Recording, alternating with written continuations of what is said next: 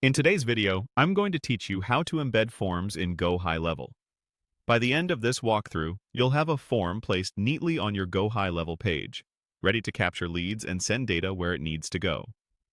Before we start, make sure you've already built the form you want to use in the Forms Builder.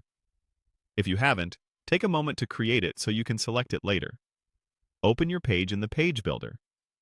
On the left side, you'll see the Elements panel. Click Add Elements to open or expand that panel. If the panel is collapsed, tapping the plus icon or the Add Elements button will reveal the full list. This is where you'll find everything you can place on the page, including the form element. With the Elements panel open, locate the form element. You can scroll to find it, or use the search field at the top of the panel to type Form and jump straight to it. Once you see it, click and drag the form element onto your page. As you move it around, look for the blue highlight to help you drop it into the right section, row, or column. Aim for a spot where the form makes sense for your visitor's journey, often near the top of the page or right after a compelling offer. If your layout has multiple columns, consider placing the form in a wider column for better readability on desktop and mobile. After you drop the element, you'll see a placeholder that says, "You don't have any form selected yet."